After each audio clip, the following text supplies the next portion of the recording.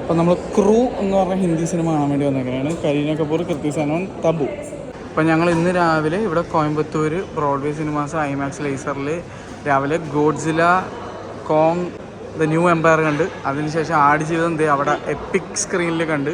അതിനുശേഷം ഇപ്പോഴത്തെ ക്രൂ ഞങ്ങൾ സ്ക്രീൻ 8 4K ഡോൾബി അറ്റ്മോസിൽ കാണാൻ പോകുന്നു. ഇതിൽ ലേസർ സ്ക്രീനാണ്. ഇപ്പോൾ ഇതാണ് ബ്രോഡ്വേ സിനിമാസിലുള്ള സ്ക്രീൻ 8. എനിക്ക് ഇതിൻ്റെ ഇൻറ്റീരിയേഴ്സിൻ്റെ കളേഴ്സും ലൈറ്റിംഗ് ഒക്കെ ഭയങ്കര ഇഷ്ടമായി. ഭയങ്കര ക്ലാസ് ലുക്കായിരുന്നു, ഒരു പക്ക പ്രീമിയം തിയേറ്ററിൻ്റെ ലുക്ക്. ഇതുകൂടാണ്ട് പ്രൊജക്ഷൻ അടിപൊളിയായിട്ട്, ലേസറാണ്, 4K ആണ്, ഡോൾബി അറ്റ്മോസും ആണ്. ഒരു പക്ക പ്രീമിയം തിയേറ്ററിൻ്റെ എല്ലാ ക്വാളിറ്റിയും ഇതിനകത്ത് കാണാനുണ്ട്. നല്ലപോലെ മെയിൻറ്റെയിൻ ചെയ്തിട്ടുണ്ട്. നല്ല ലെഗ് സ്പേസും ഉണ്ട്, നല്ല പ്രൊജക്ഷനും നല്ല സൗണ്ടും. ക്രൂ സിനിമ കണ്ട് ഞങ്ങൾ റൂമിലെത്തി. നല്ല കലക്കൻ leave your brains at home fun പടം. ഇതിലകത്ത് നായകനുണ്ടോയെന്ന് വെച്ചാൽ ദിൽജീത് ദോശാന്ത് ഒരു ചെറിയ റോളാണ് ചെയ്തിരിക്കുന്നത്. 3 ഫീമെയിൽ ലീഡ്സ്, കരീന കപൂർ ഖാൻ, കൃതി സനോൻ, തബു, 3 പേരും ഒന്നിനൊന്ന് കിടിലനായിരുന്നു. ഇതൊരു ഫൺ പടമായിട്ട് മാത്രം കാണാൻ പാടുള്ളൂ. ലോജിക് എന്ന് പറയുന്ന സാധനം വീട്ടിൽ വെച്ചിട്ട് വേണം നിങ്ങൾ തിയേറ്ററിൽ പോകാൻ. അങ്ങനെയാണെങ്കിൽ നിങ്ങൾക്ക് നല്ല രീതിയിൽ ആസ്വദിക്കാൻ പറ്റും. ഇതിനകത്ത് ഒരുപാട് നോൺ ലോജിക്കലായിട്ടുള്ള സാധനങ്ങളുണ്ട്. പക്ഷേ ഈ സിനിമയുടെ ആസ്വാദനത്തെ അതൊരിക്കലും എഫക്റ്റ് ചെയ്യില്ല, അതിനെപ്പറ്റി നിങ്ങൾ ബോദർ ചെയ്യുന്നില്ലെങ്കിൽ. ഇത് പോപ്കോണും മേടിച്ച് എൻജോയ് ചെയ്യാൻ പോണ ഒരു പടമാണ്. ആ മൈൻഡിൽ പോയാൽ നിങ്ങൾക്ക് ചിരിക്കാനുള്ള ഒരുപാട് വകയുണ്ട്.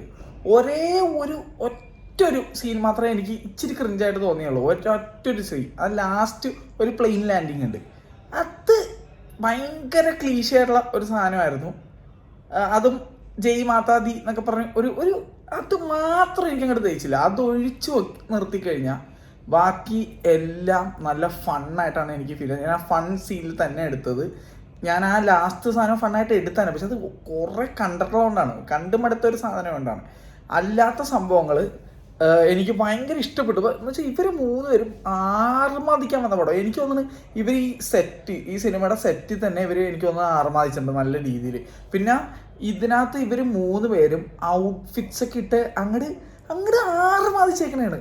3 പേരുടെ ഏജ് പോലും എന്താ പറയുക, അവർ മറ്റേ മനസ്സിൽ യങ്ങായിട്ട് നിന്നുകൊണ്ട് അവർക്ക് ഇണങ്ങുന്ന ഡ്രസ്സും കൂടി ആയിരുന്നു അവർ ഇതിനകത്ത് പോർട്രേ ചെയ്തത്. എല്ലാവരും, തബു ആണേലും കരീന കപൂർ ഖാൻ ആണേലും കൃതി പിന്നെ പറയണ്ട. ഇപ്പം എല്ലാ സിനിമയിലും സ്റ്റൈലിഷ് ഔട്ട്ഫിറ്റ്സ് കൃതിയുടെ കീട്ടിലാണ്.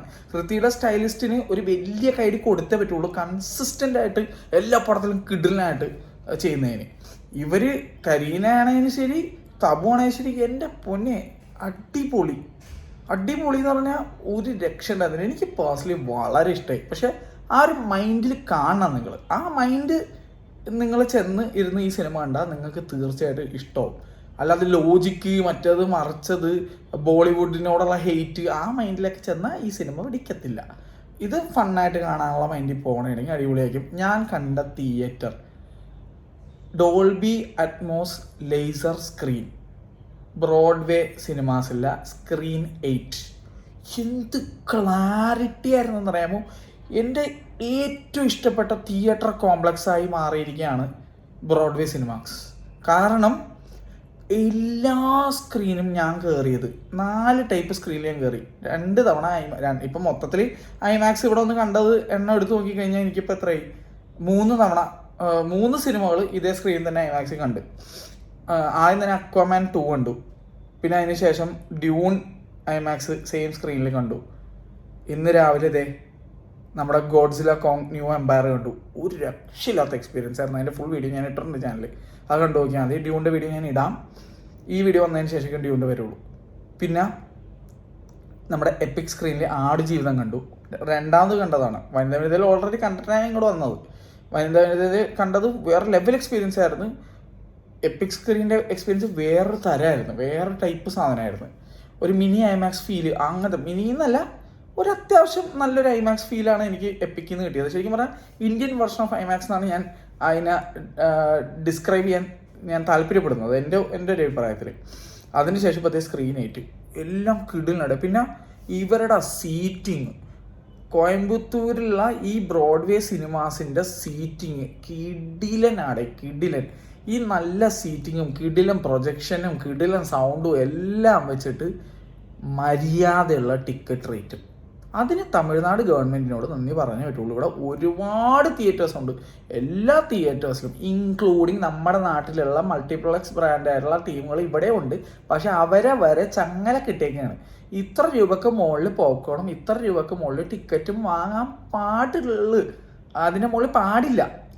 ഇത്ര ഒരു എമൗണ്ടിന് മുകളിൽ പാടില്ല എന്നുള്ള കർക്കശമായി നടപടി എടുത്തു വെച്ചേക്കണം. ഇവിടുത്തെ ഗവൺമെൻറ്റിനെ കൊള്ളാവുന്നതുകൊണ്ട് അതങ്ങനെ പോകുന്നു. അതൊക്കെ അവർ അബൈഡ് ചെയ്ത് പോകുന്നു.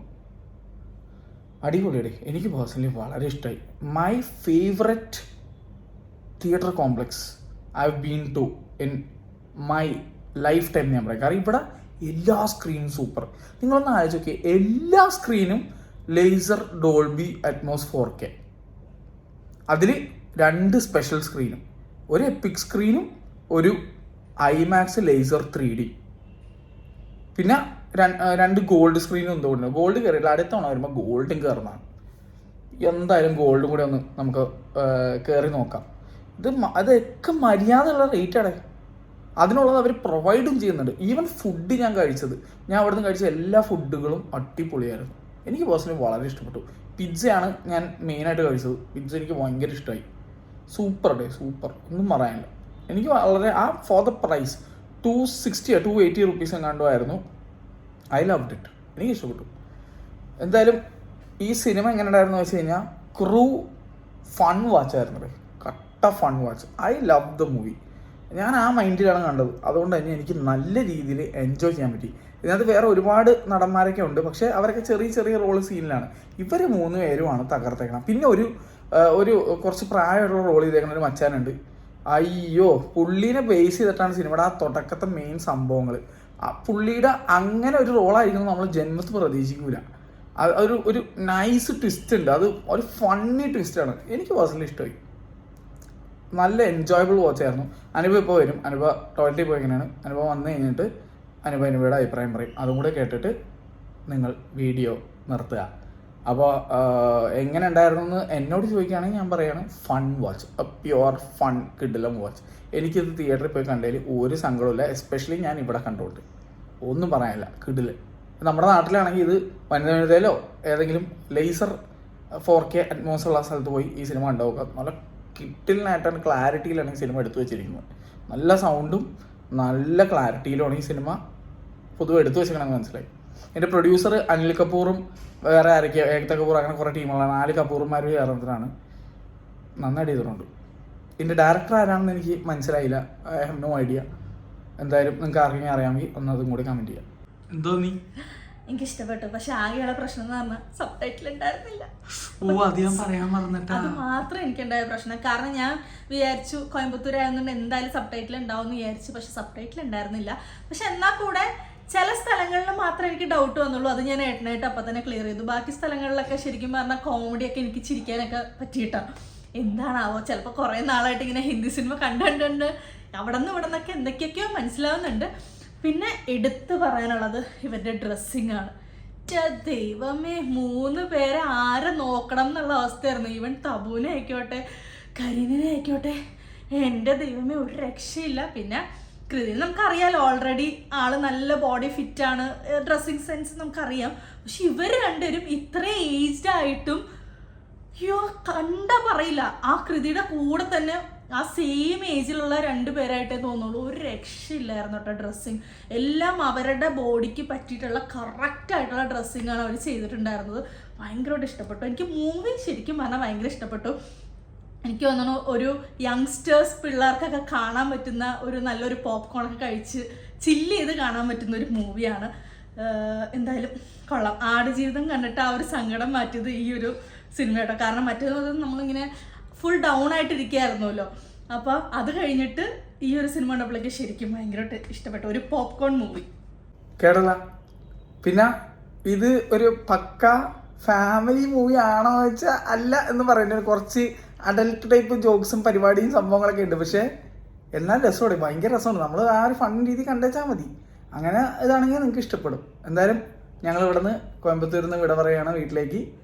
അപ്പോൾ ബാക്കിയുള്ള വീഡിയോസ് ഇടാത്തത് വരും. അതായത് ഇപ്പോൾ ആടുജീവിതത്തിൻ്റെ എപ്പിക് സ്ക്രീനിൽ ഉള്ള ഉണ്ടായിരുന്ന ഞങ്ങളുടെ എക്സ്പീരിയൻസ് ഷെയർ ചെയ്തുകൊണ്ടുള്ള വീഡിയോ വരും.